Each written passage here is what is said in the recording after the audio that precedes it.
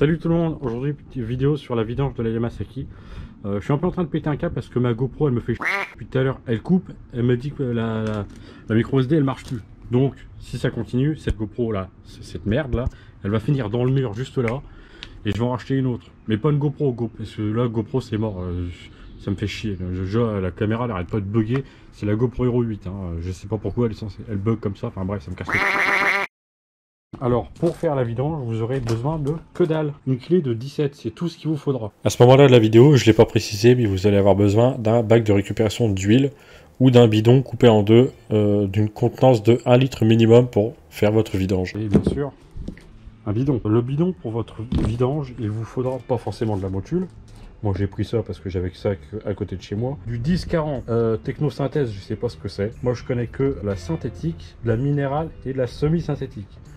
Donc, vous allez commencer par faire chauffer votre moto. Vous la démarrez. Vous la faites tourner 5 minutes. Voilà, vous attendez comme ça pendant 5 minutes. Votre moteur va chauffer, l'huile va se fluidifier parce que le moteur sera chaud. Qu'est-ce qui t'arrive toi là ?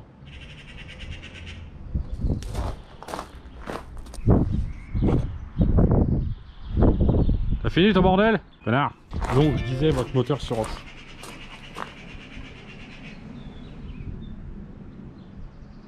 Votre moteur sera chaud. Ta gueule! Votre moteur sera chaud, votre huile va se fluidifier. Oh putain. Bon bah tant pis, hein. De toute façon je vais pas le flinguer, on va le laisser gueuler. Votre huile va se fluidifier et elle coulera plus facilement par le bouchon. Alors, étape numéro 1, vous allez ouvrir le bouchon de vidange. Je vais poser la caméra en espérant qu'elle tient toute seule. Oui, elle tient toute seule. Alors, votre bouchon. Merde. Putain! Vous avez deux bouchons, donc le plus gros bouchon, celui de gauche, et le bouchon de vidange. Le bouchon de droite, c'est le bouchon avec le tendeur de chaîne. Il ne faut pas l'ouvrir. Si vous l'ouvrez, il y a un ressort qui va sortir avec un petit tube en métal, je sais pas comment appeler ça. Au bout du tube, il y aura un petit bout de plastique. Ça, si jamais vous l'ouvrez, vous remettez tout en place. Donc, vous ouvrez le bouchon de vidange. Imaginez que votre moteur est à plat. Vous ouvrez votre bouchon de vidange. Alors là, il y a un petit peu d'huile qui va couler. Pour moi, pour vous perso, il va y avoir beaucoup d'huile. Nickel, il n'y a pas d'huile. Donc, il me manque, voilà, une rondelle. Voilà. Maintenant, vous allez laisser couler. Pour faciliter l'évacuation des huiles, vous avez juste à ouvrir le bouchon qui est ici. Hop, voilà. Ah, il vous faudra peut-être un chiffon aussi. Ah yes, il restait plein d'huile, génial. Voilà, vous voyez, faites pas la même connerie que moi, je pensais qu'il n'y avait plus d'huile, sauf que il y en a encore plein dedans. Bref, voilà. Vous prenez ça, vous l'essuyez, vous en aurez besoin plus tard. Donc prenez un chiffon. Hein. Voilà, donc là vous laissez couler pendant, je sais pas, une demi-heure. Une fois que toute l'huile sera vidée, vous avez plus qu'à remettre le bouchon en bas. Donc vous le resserrez, vous remettez la rondelle. Une fois que votre moteur est vide, vous voyez, ça coule encore. Une fois que votre moteur est bien vide, vous remettez ça. Vous le serrez pas trop fort, c'est de l'aluminium, votre moteur. Enfin non, c'est pas de l'alu, c'est un espèce de composite, je sais pas ce que c'est. Voilà, ça suffit largement. Vous essuyez si vous faites comme moi, si vous faites un peu de la merde. Hop. Maintenant, oh là là, le bordel.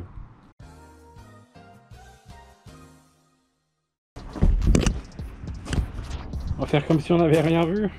Donc, je le disais, une fois que le bouchon est bien refermé, vous allez prendre un petit entonnoir, ouvrir votre bouteille.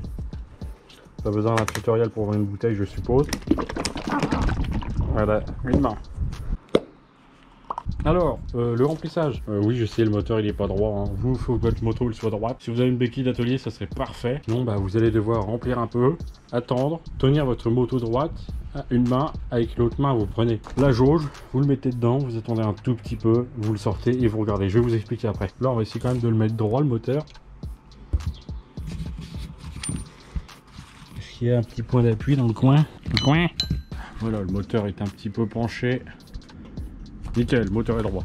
Donc, voici le moment du remplissage. Vous allez prendre votre huile et la mettre dedans, tout simplement. Vous avez une graduation sur votre bidon qu'ils auraient dû mettre à l'envers d'après moi. Parce que là, du coup, après, on sait que dans le bidon, il y a 1 litre. Donc, vous allez baisser jusqu'à 200. 4, 3, non, 4, 3, 5, 3, 3, 2, 5, 2. Donc, vous allez laisser ça d'huile, en fait. Sur ce bidon-là. Et à la limite, vous mieux prendre une bouteille avec une merde. Comment on appelle ça? Une balance? Ouais, une balance. Vous prenez une bouteille d'eau vide. Vous la laissez bien sécher, nettoyer et tout. Limite, vous foutez du nettoyant fin dedans, vous attendez que ça s'évapore. Ensuite, vous mettez 800 ml d'huile dedans et vous le versez dans le moteur. Comme ça, vous êtes sûr d'avoir la quantité minimale. Donc là, je vais le vider jusqu'à au moins 400 et je vais vérifier.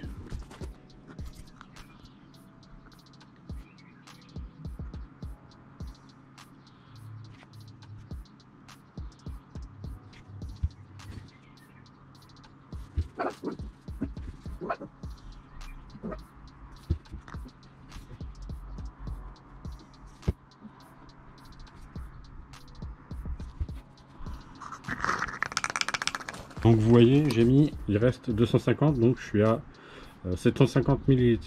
Ouais, c'est ça, je suis à 750 ml. Donc vous prenez votre jauge, vous essuyez le bout avec un chiffon. Voilà. Alors, le minimum, il est en bas. Le maximum étant en haut. Si vous êtes en dessous du minimum, vous allez avoir une mauvaise lubrification de votre moteur, donc de bonnes chances de serrage. Si vous mettez un petit peu trop d'huile, il n'y a pas de risque pour votre moteur. Si vous en mettez trop, donc beaucoup plus que le niveau, il y aura votre moteur va subir une surpression et les joints risquent de s'endommager. Si vous mettez vraiment trop d'huile, dans ce cas, les pistons ne fonctionneront pas normalement, ils ne descendront plus, vous risquez de tordre la bielle, voire la casser. Donc je viens de lire, hein, pour ceux qui n'auraient pas compris. Donc voilà, j'ai fait une petite recherche, étant donné que je fais le montage sur mon ordinateur. Donc c'est super. Voilà, vous mettez votre jauge dedans, vous la fermez, vous attendez un petit peu, vous l'ouvrez, et là vous voyez, est-ce que je suis trop? Est-ce que je suis trop? C'est bizarre. J'ai mis que 750. Ah, c'est parce que oui, il faut faire tourner un petit peu le moteur. Bon, je vais laisser ça comme ça. Personnellement, je n'ai mis que 750 ml. Mais vous, étant donné que votre moteur sera probablement sur votre moto, vous allez démarrer votre moto. Pour ceux qui ont le kick, mettez le coupe-circuit. Pour ceux qui ont le kick, vous mettez des petits coups de kick. Il ne faut pas démarrer la moto, il faut juste faire tourner le moteur. Donc, vous mettez le coupe-circuit par exemple. Vous mettez un petit coup. Voilà, vous faites des petits coups comme ça. Ça va peut-être cramer un peu votre batterie, mais vous inquiétez pas, vous allez la redémarrer. Voilà, vous faites ça. Après, vous on.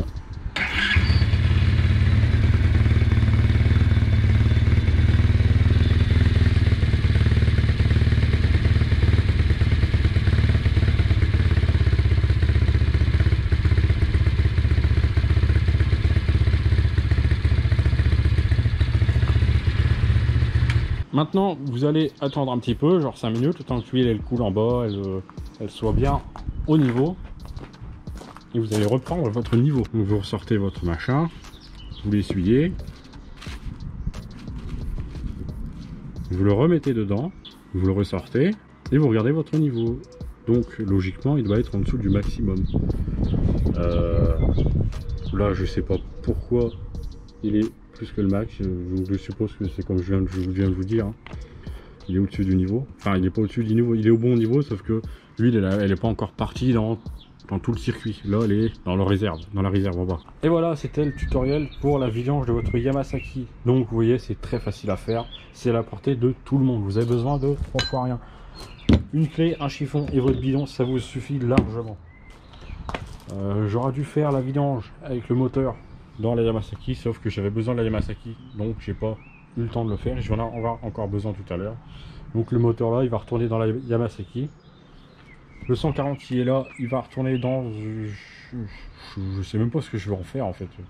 Pour l'instant, tant que j'ai pas reçu ma couronne, celui-là, il va dégager. Parce que bon, le 140 qui plafonne à 70, alors que le 85, 86 qui plafonne à 100, le choix il est vite fait. Hein. Et pourtant c'est la même transmission, hein. Pignon de 17, couronne de 55, pignon de 17, couronne de 55, voilà, enfin bref. Je pense que je me suis fait douiller, et c'est ma faute à moi, hein, parce que ce moteur c'était écrit que couple maximum à 5500 tours, et celui-là, couple maximum, il est à, je sais plus, à 8 ou 9000 tours, et je pense que c'est ça qui fait que celui-là, il a une boîte de vitesse beaucoup plus grosse que celui-là. Mais celui-là, il a carrément beaucoup plus de couple. Hein. Je pense que je peux faire une roue si jamais je me débrouille bien. Sauf que, étant donné que j'en ai jamais fait, ben voilà, je peux pas en faire. Je suis une grosse merde. Enfin bref, voilà, c'était la vidéo sur la vidange. La prochaine vidéo, ça sera donc mon avis sur le 140. Vous en êtes fait une petite idée là avec ce que je viens de vous dire.